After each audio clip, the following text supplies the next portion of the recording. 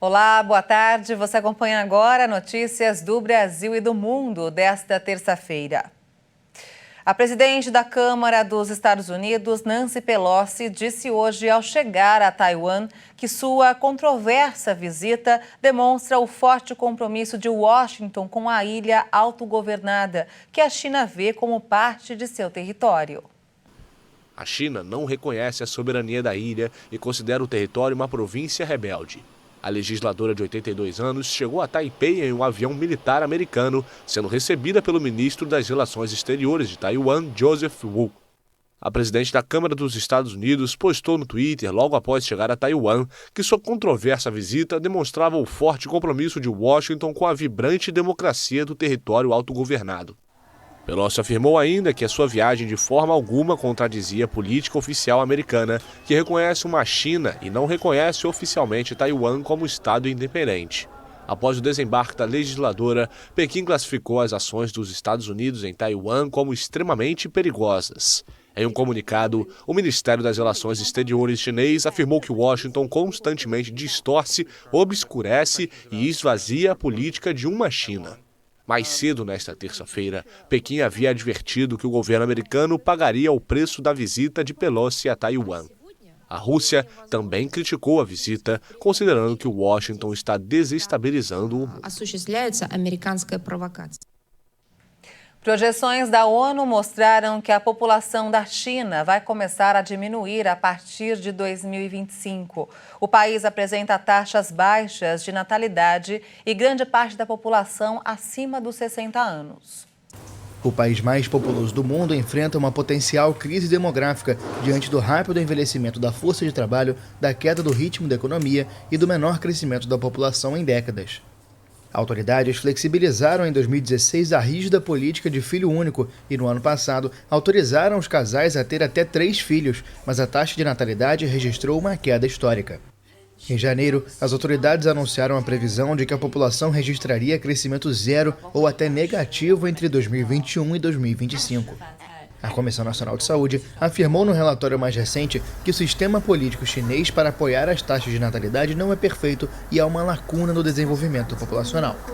A taxa de fecundidade ficou abaixo de 1,3 filho por família nos últimos anos e o país deve entrar em uma fase de envelhecimento rápido por volta de 2035, com mais de 30% da população acima dos 60 anos. A ONU projeta que a população mundial deve alcançar a marca de 8 bilhões em novembro de 2022 e que a Índia deve superar a China como o país mais populoso do planeta em 2023. A Comissão de Constituição e Justiça da Câmara aprovou hoje requerimento para realizar uma audiência pública para discutir o projeto que altera as regras de arbitragem no Brasil. A pauta de votações do plenário da Câmara inclui um requerimento de urgência que, se aprovado, agiliza a votação do texto e dispensa o trâmite nas comissões. A convocação de uma audiência pública não suspende essa análise, mas é vista como um argumento político para atrasar a votação. Lembrando que a arbitragem é uma forma de solucionar conflitos sem que seja necessário entrar com um processo na justiça. Geralmente é usada para resolver disputas empresariais, como dívidas e problemas em contratos. A União e os estados tentam negociação para um acordo sobre as novas regras do ICMS. A comissão, criada por ordem do Supremo Tribunal Federal, busca entendimento sobre mudanças aprovadas este ano. A comissão especial une representantes dos governos estaduais e o governo federal para buscar um entendimento sobre as novas regras que alteram a incidência do imposto sobre combustíveis, energia elétrica, comunicações e transporte coletivo. O colegiado, criado por ordem do ministro Gilmar Mendes, tem até o início de novembro para pacificar a aplicação dessa nova lei. Uma das principais mudanças foi o teto de 17% a 18%, estabelecido para a cobrança do imposto nesses setores, que passaram a ser classificados como bens e serviços essenciais. Os estados querem ser ressarcidos pela perda de arrecadação decorrente da nova regra. Mas o Ministério da Economia discorda do cálculo proposto pelos governadores. A primeira reunião de conciliação de forma virtual conta com a participação de representantes da Câmara, do Senado e do Tribunal de Contas da União. Os municípios também podem indicar 2 representantes.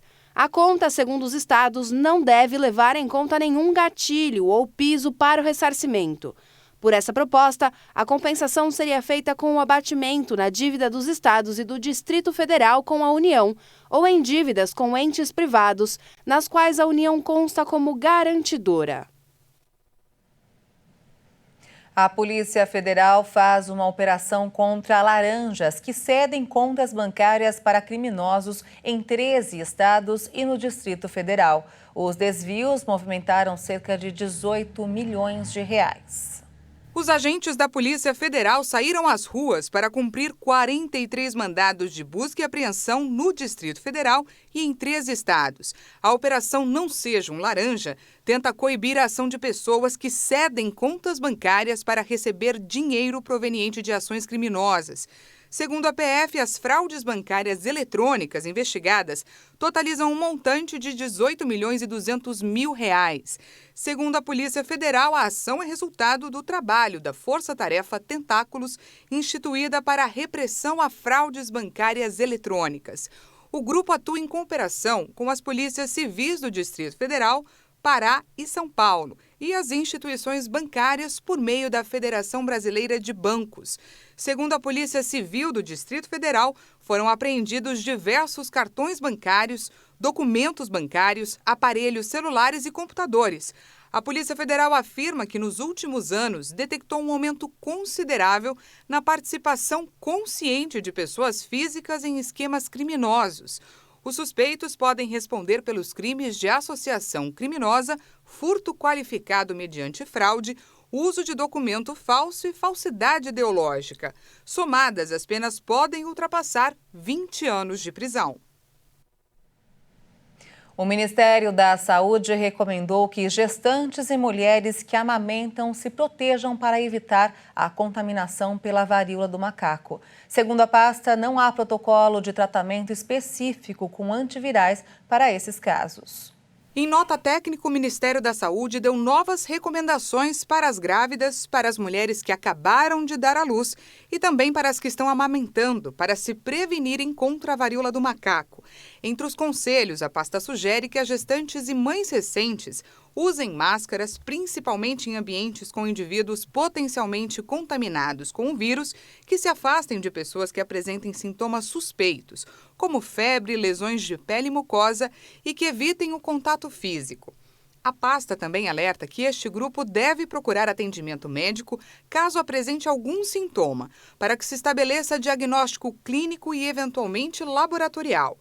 A nota técnica diz também que para gestantes com sinais ou sintomas suspeitos da doença em caso de teste positivo, é indicada a hospitalização nos casos moderados, graves e críticos. A pasta reforça ainda que não há protocolo de tratamento específico com antivirais para as mulheres grávidas e para as que acabaram de dar à luz. E olha só, as pandas Huan Lili e Yuan Dudu comemoraram o primeiro aniversário em um zoológico na região central da França. Yuan Lili se esbaldou na festa para a alegria dos visitantes. A pandinha ganhou um bolo e bambus como guloseimas. As duas gêmeas, nascidas em 2 de agosto de 2021, são filhas de Yuan Zi e Huan Huan, que foram emprestados à França pela China há uma década. A política de emprestar os animais de Pequim é um agrado a países amigos que ficou conhecida como diplomacia panda. E essa edição fica por aqui. Eu volto logo mais no Jornal das 18h30 com outras informações. Obrigada pela sua companhia e até lá. Tchau.